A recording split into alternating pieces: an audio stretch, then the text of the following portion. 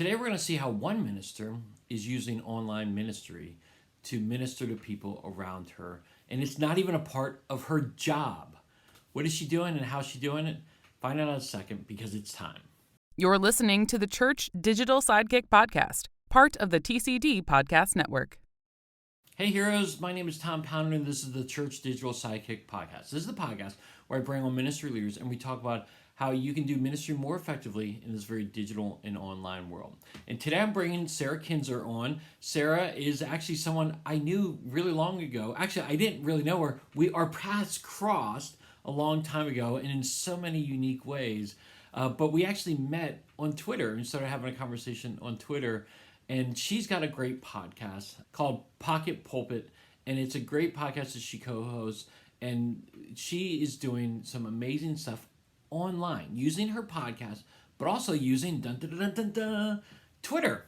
She's using Twitter to really minister to people. And that's not even a part of her job at her church. She's just doing it, and she's doing a fantastic job of it. So what is she doing, and how is she doing it?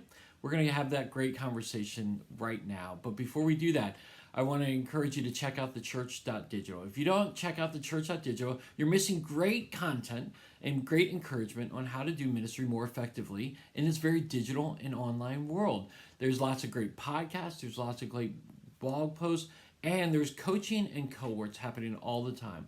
So go to theChurch.digital today and be encouraged in your digital and online ministry. All right, so without any further ado, let's get into our conversation with Sarah Kinzer. All right, with me right now is Sarah Kinzer. Sarah, how are you? I'm good. How are you?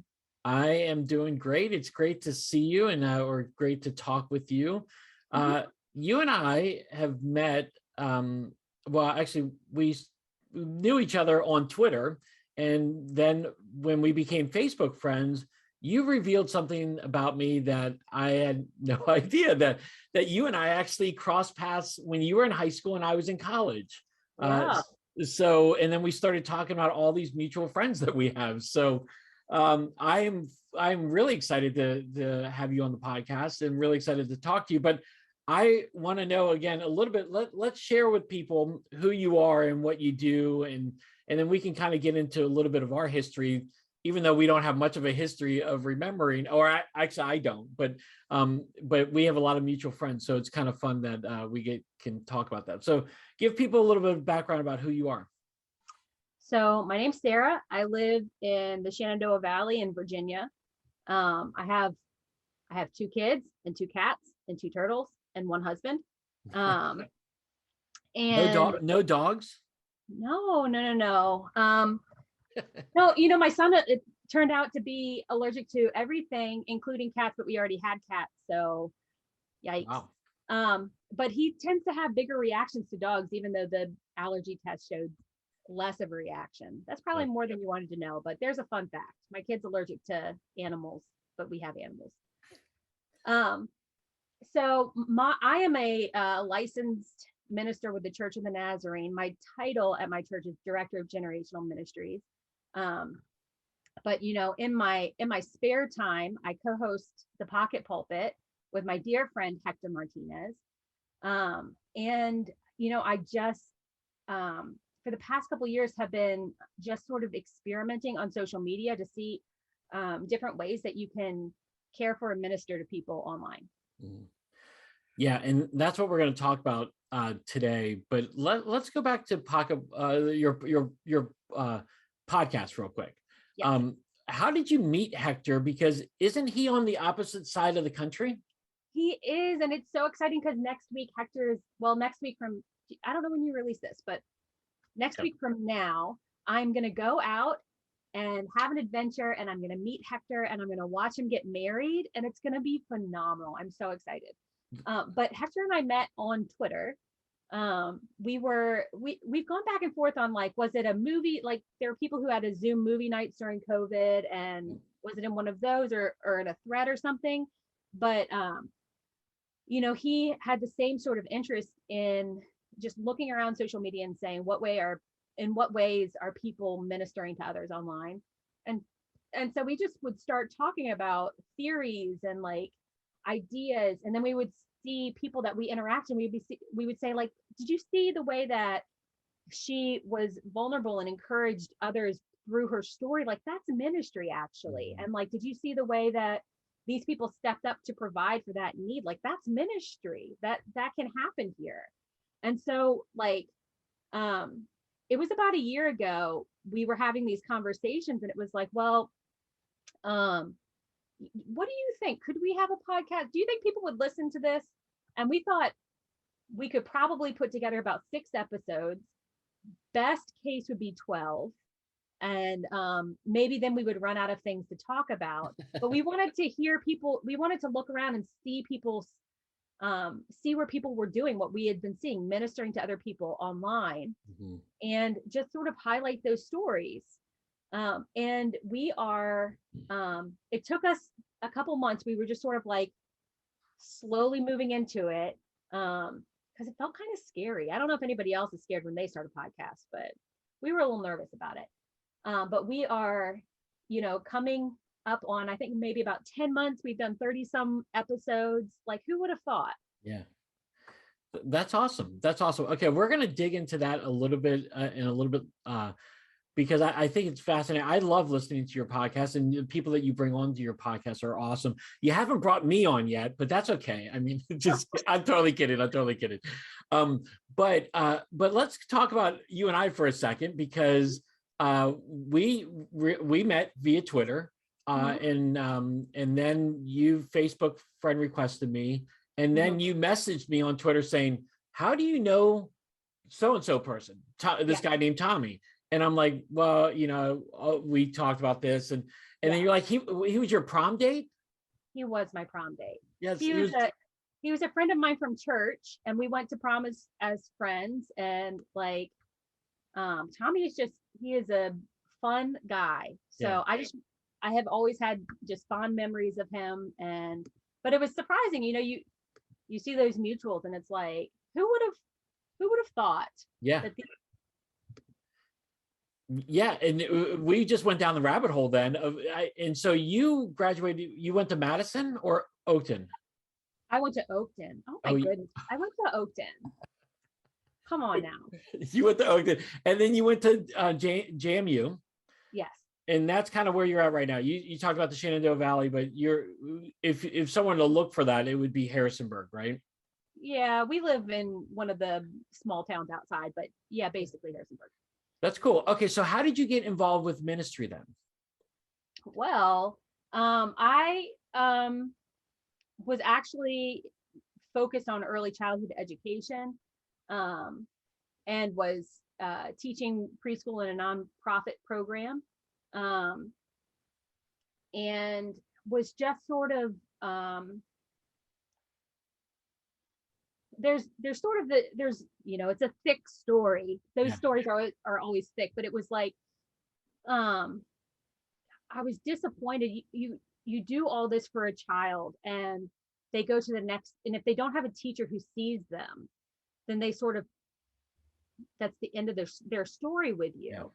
And but also, like, I was really just tired by, like, I believe in the power of education for a child. Like, I believe that it sets kids up to succeed, but also I believe that there are things in a child's life that put them at a distinct disadvantage, needs that you can't meet through education. About safety needs and food, like needs for issues that come with poverty and things of that nature that you can't, and limitations that their parents have that are just limitations that their parents had before them, and limitations that restrict what they are able to provide for their child. And I just remember being like, I don't want to only care for people up to a point. Like, I want to be able to fully care for people. And so I know that was a big draw for me, but also, like, I had this I remember saying, so I left early childhood education and had this space of time where I was sort of like, well, like, I'm going to listen to what God has for me. And I was volunteering at our church, helping them clean out this big closet. And I remember standing in there and thinking, like, all right, God, you can, I'll do whatever you want me to do, but I'm not discussing ministry with you. Like, thanks, but no thanks. I'm not doing that. And like, if I present that to my husband, like, he'll think I'm crazy. I'm not going to do that. I'm not doing it. He'll think I'm over emotional and having some sort of mental breakdown. And so the next week, the preacher was up there giving a message, and he said, he was talking about considering the cost before you build, like making the plans and making sure that you were going to make plans that you followed through on.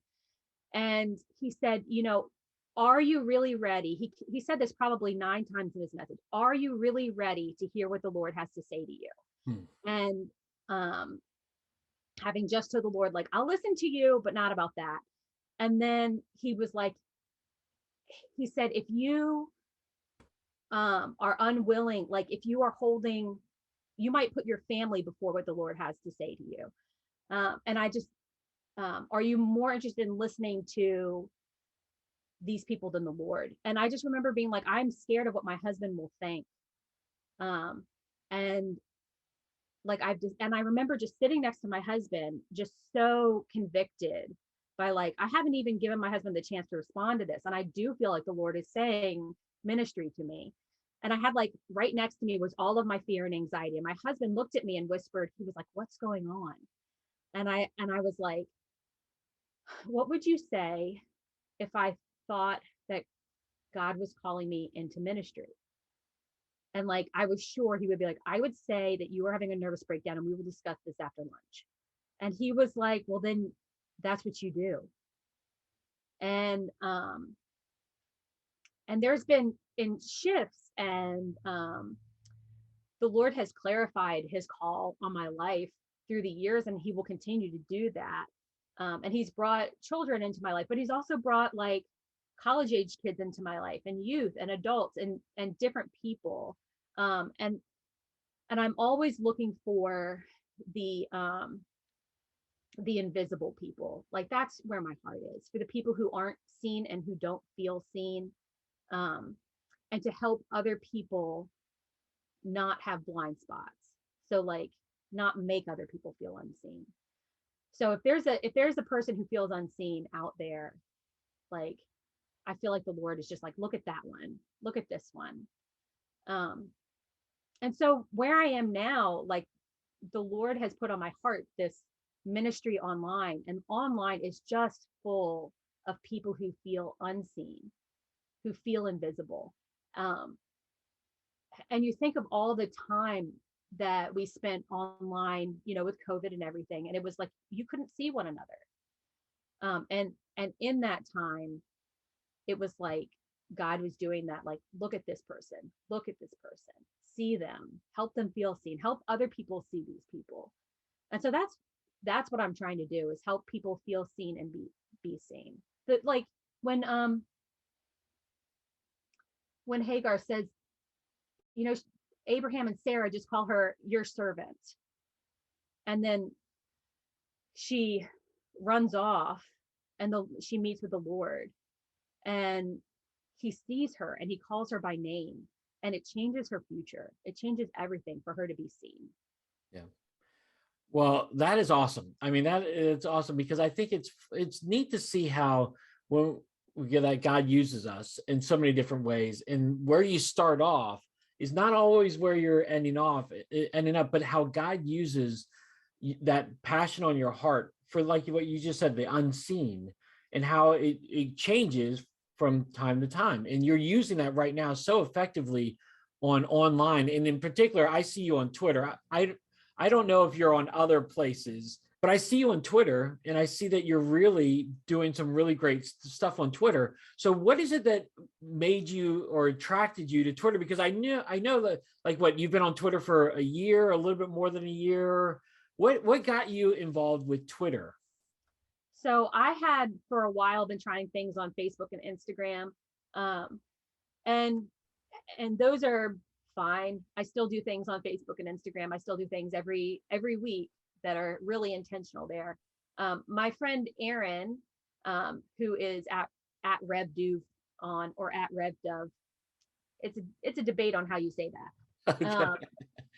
Anyway, on Twitter, I was talking with him and he was like, well, you should get on Twitter. And I was like, well, all I've ever heard about Twitter is that Twitter's the bad place.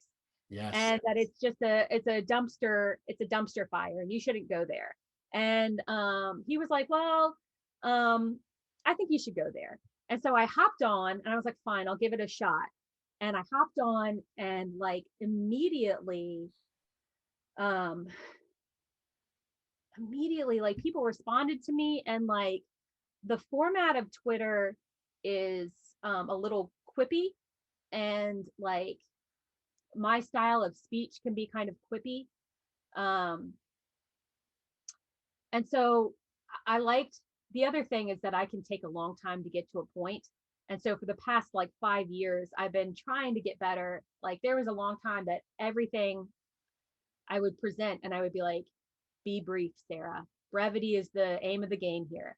And so it's fun to have the challenge of, can you present a whole point, or can you open up a conversation in this short amount of time? So I really enjoy the format of Twitter.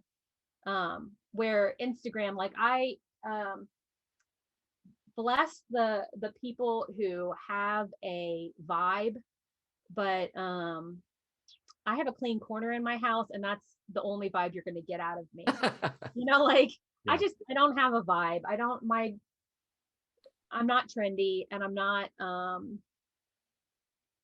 Instagrammable. I don't feel Instagrammable. So it's not really my place. And Facebook is a lot of like, old friends and my family, and those interactions, like it's less about just the audience is different, and so it changes the way that I interact with people. But Twitter, I really enjoy interacting with people there. Yeah, I would agree with you on that. And again, a lot of people say to me, because I've been a big proponent of Twitter for a really long time, and they're like, it is a dumpster fire. And I just like to call it just this beautiful train wreck of sorts. Because lots of conversations can happen on Twitter, and it's also a train wreck. I mean, it's like a disaster. You have to be very careful what you post and whatnot.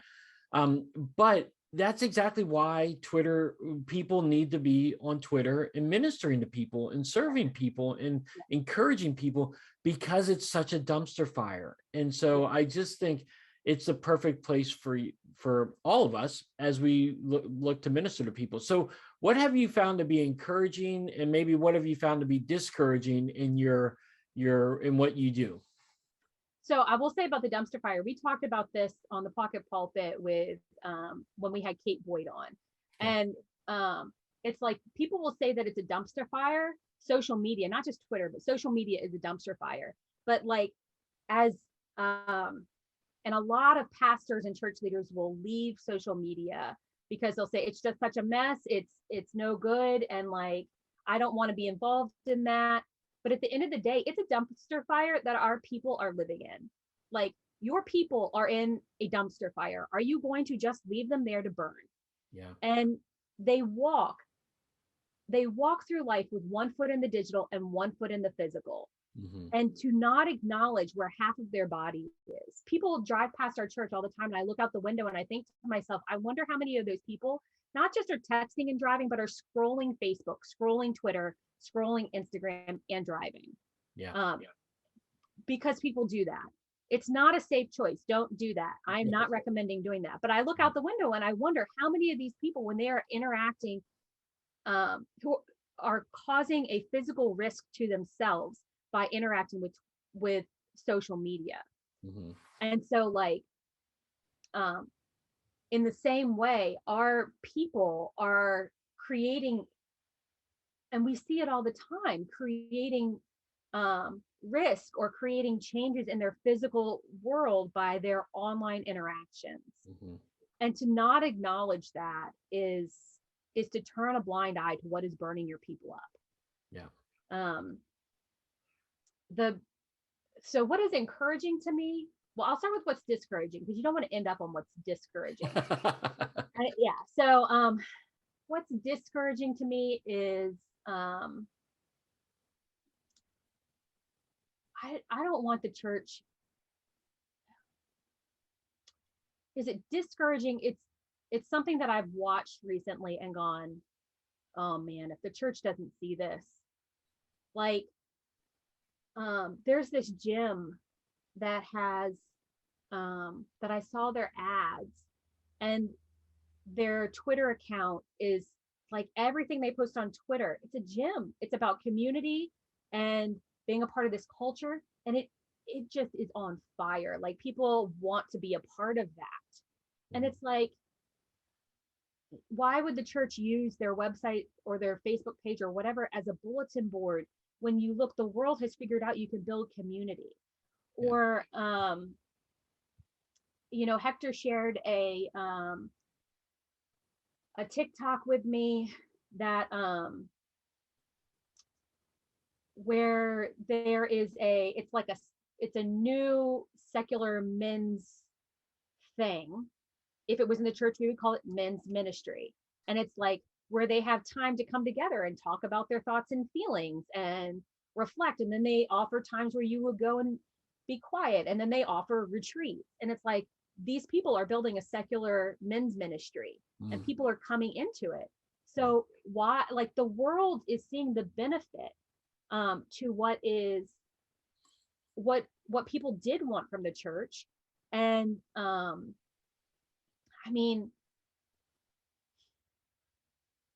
it hurts my heart that we would let our fear of social media hold us back from ministry. Like, and we get so involved in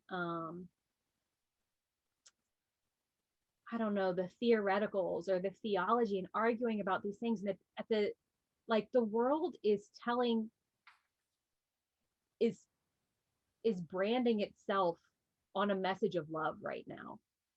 And what do we have to offer that's different? Or what are we trying to offer? Like, they're going to tell you love is love, love is love. And they're going to come to church where we say, okay, what we actually mean, let me define these terms for you. And you're going to get people who just want to come, who just want to know, like, will you love me?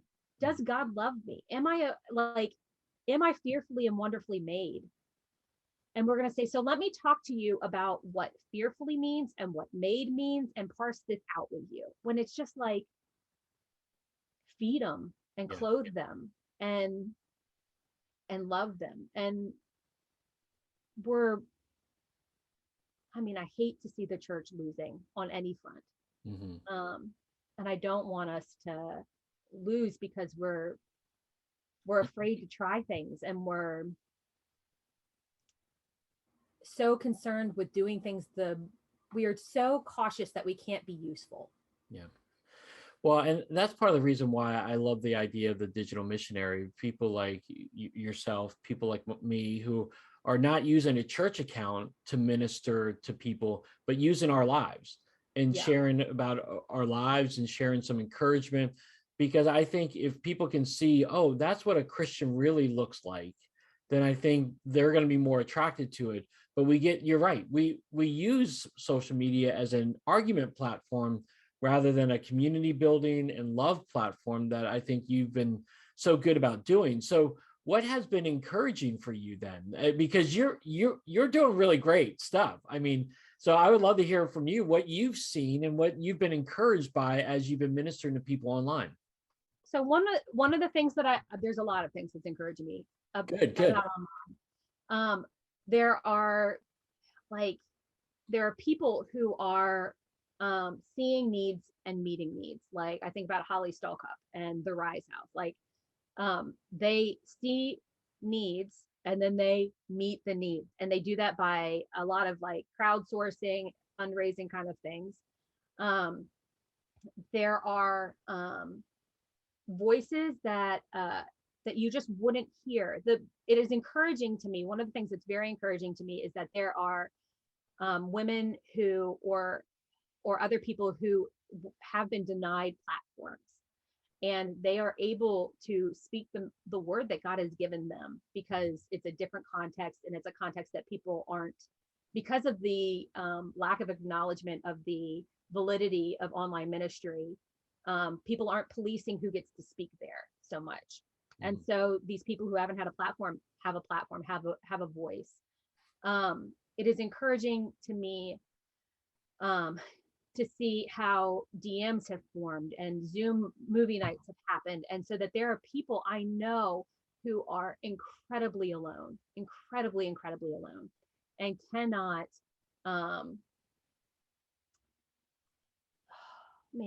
like, either they have health issues, they have anxiety, depression. And we want to talk about, like, there's this great rise of anxiety and depression, and there's this great, like, all that's terrible.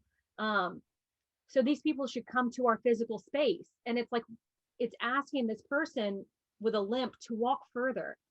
So we should go to them and be like, hey, brother, hey, sister, can I walk with you? Can I help you get up?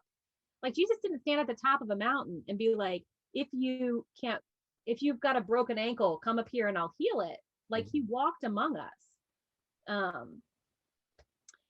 And then, I see people in conversation, and like, you were able, like, one of my favorite things is to help people, to facilitate conversations with people who see things differently and see them come to the same, to see the person on the other side as a person with worth and value. And people will say, well, that's unique to social media, that people don't see others as having worth and value. But it's not, it's everywhere. And so just as you can facilitate those conversations in person, you can facilitate those conversations online. And so the final thing I'll say that's encouraging to me is that I have gotten DMs from people who have said, I was done with the church.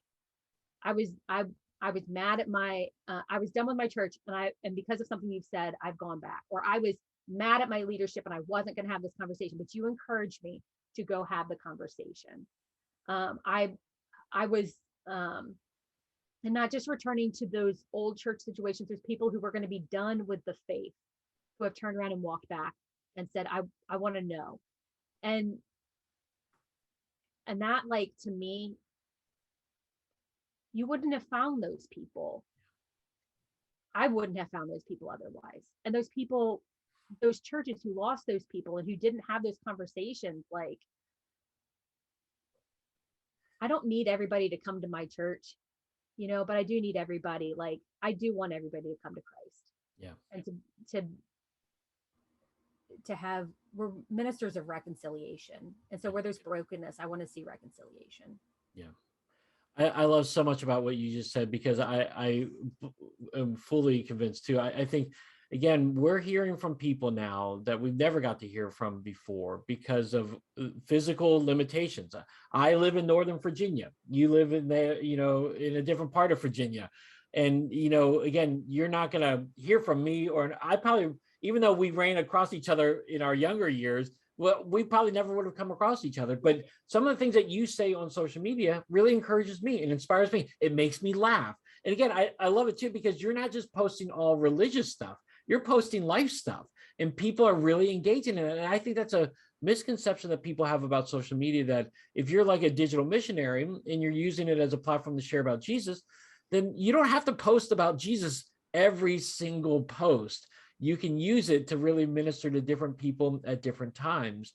And so I love what you're talking about here. And I love how you're using it to, again, Christ calls us to go and make disciples of all nations, baptizing them in the name of the Father, Son, and the Holy Spirit. And because of our phones, we have that opportunity now. Because of the computer, we have the opportunity now to go and share with all of the people and connect them with Jesus. Not only the people that live in Northern Virginia or in Harrisonburg or Roanoke.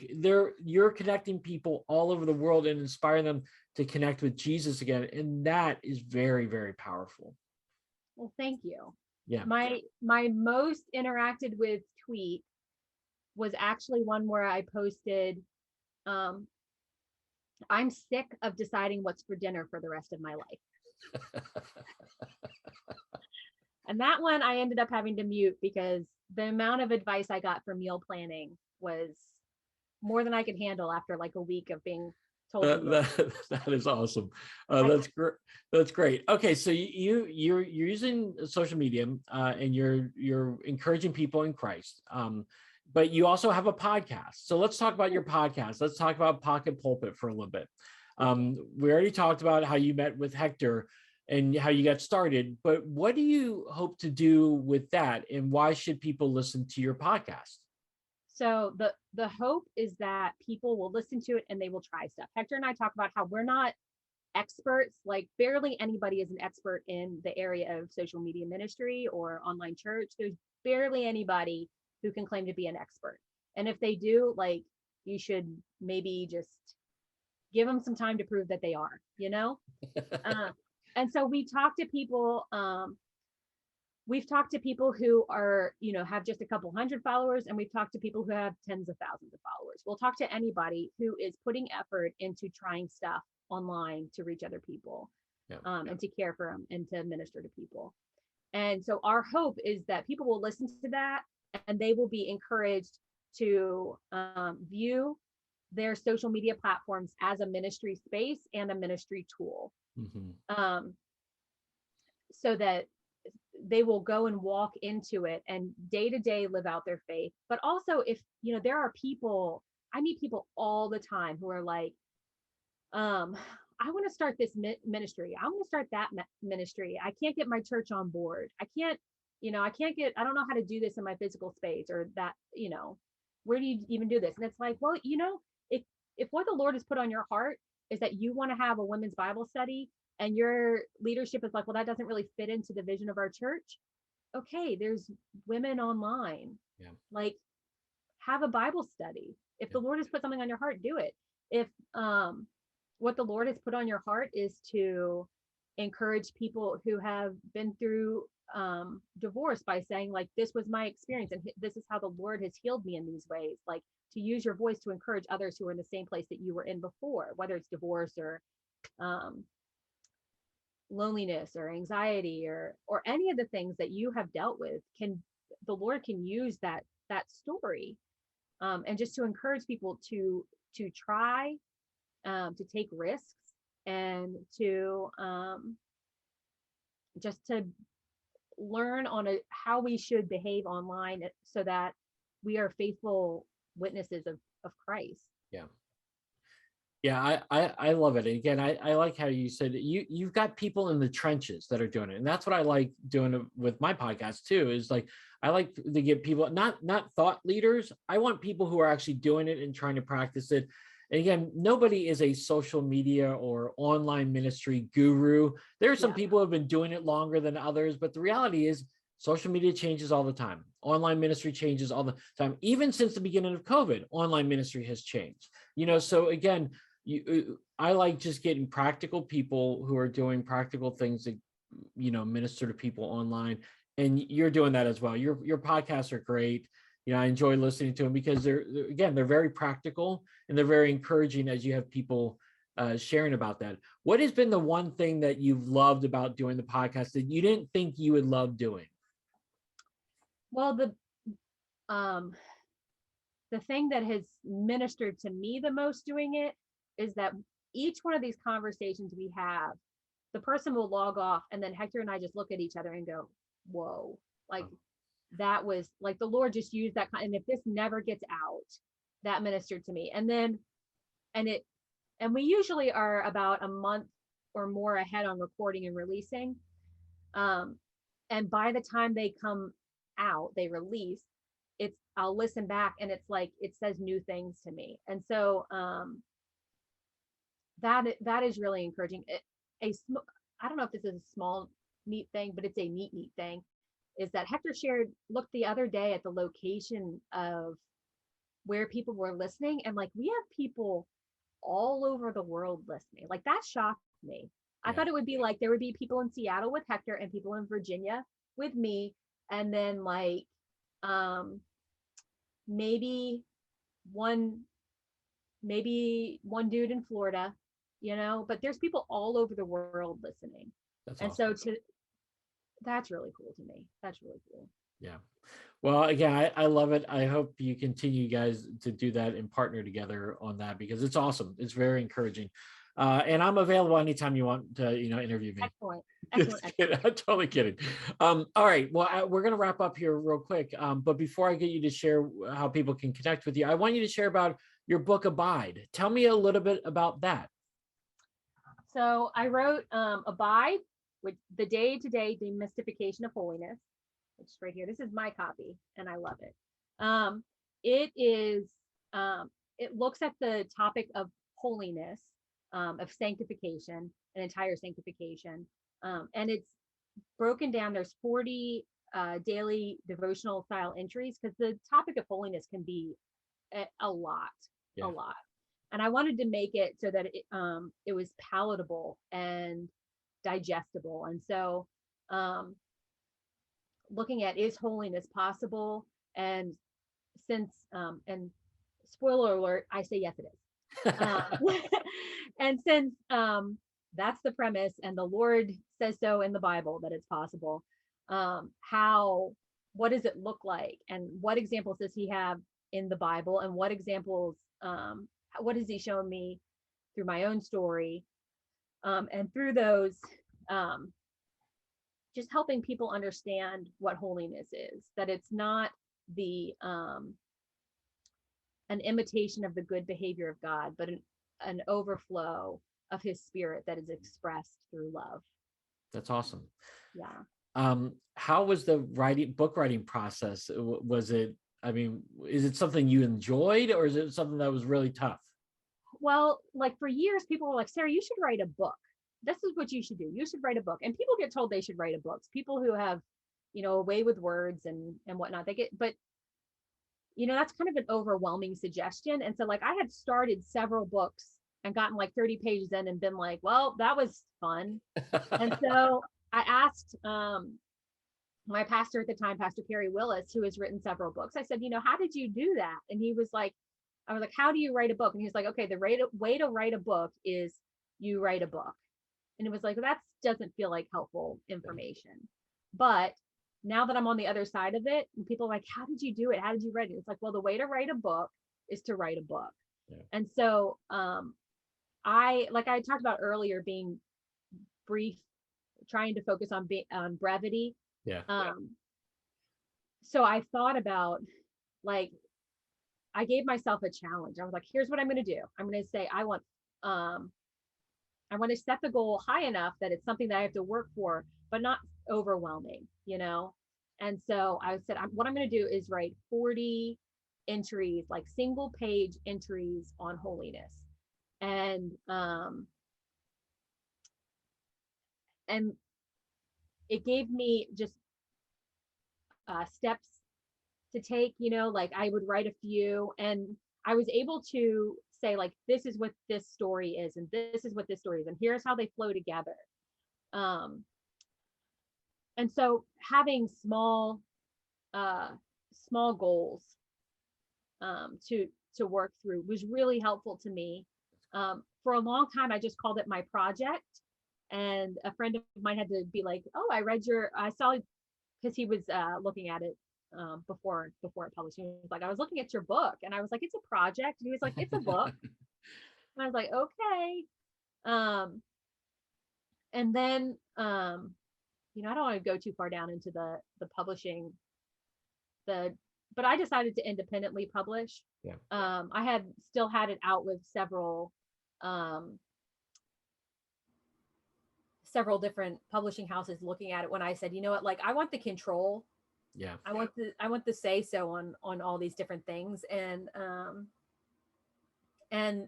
at the end of the day, like, I didn't write this book to become a New York Times bestselling author. I wrote this because this is the word that God gave me. And so if the only person who gets something out of it is that I was obedient and did what the Lord told me to do, and then I can read back what the Lord has said to me in the past, like I'm perfectly fine with that. It is a blessing to me. I came downstairs at church one day and found we have volunteers who sit at our front desk and answer the phone and let people in.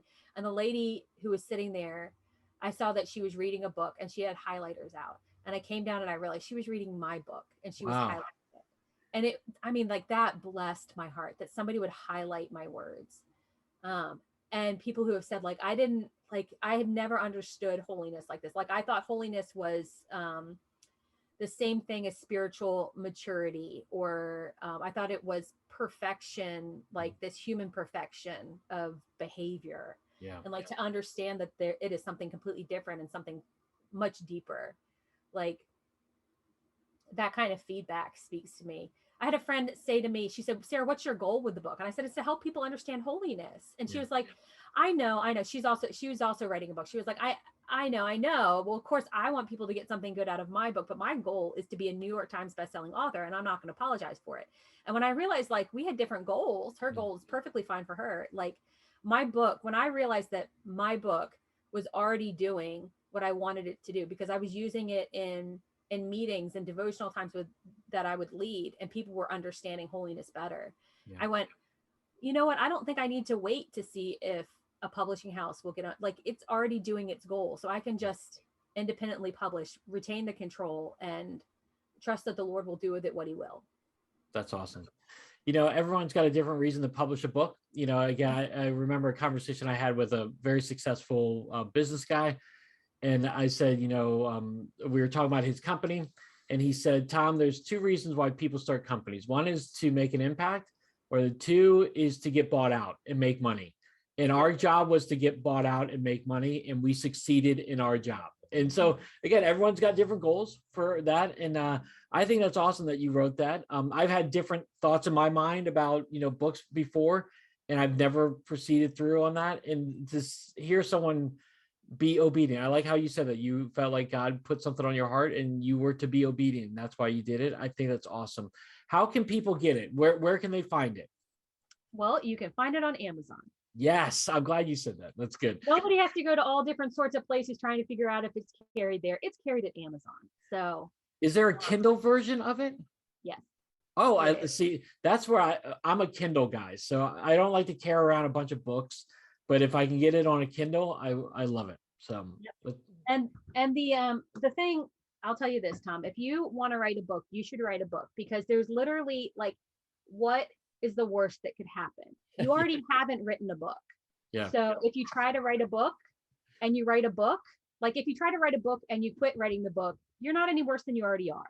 But if you try to write a book and you write a book, you've written a book. Like there's not a risk to this. Just do it. Awesome. If you want to write it, just write it. That is awesome. Yeah. Okay, good. Thanks for the encouragement.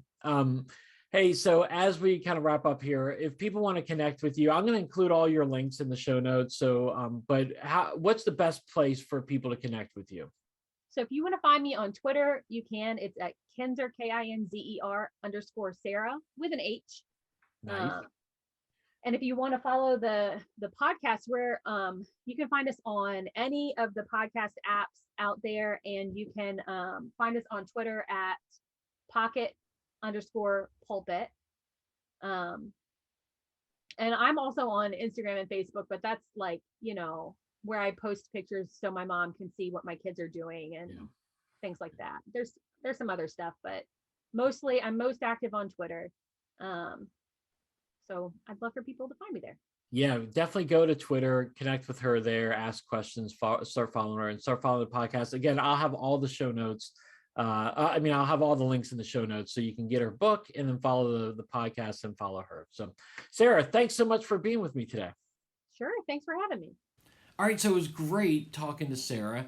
I had a great conversation with her. And again, even though geography-wise, we're an hour and a half away, I get to stay in touch with her on Twitter all the time. And again, I love that she uses Twitter to minister to people. And she's doing a great job of it. So if you're not following her, make sure you follow her. I've got all her links in the show notes below. Make sure you check out her book as well. But I would love to hear your thoughts on it. What is she doing that encourages you? Or what is she not doing that you're possibly doing that you would want to recommend to us? Definitely put it in the comment section below, or hit me up on Twitter at TA Pounder, or even talk to Sarah on Twitter as well. We would love to have this conversation continue online, because we're all learning together and we're all using Twitter as digital missionaries. So what are you doing and how can I encourage other people? Again, let's continue this conversation on today. All right, heroes. Well, thanks so much for being with me today. As always, If you enjoyed the podcast, go and subscribe to this. It's on YouTube. This is on iTunes, Spotify. This is also at theChurch.digital. So go there and subscribe to this. I would love for you to stay up to date on all the latest and greatest things that are happening at theChurch.digital. All right, heroes, well, I hope you have a great rest of your day, a great rest of the week. And until next time, have a great one.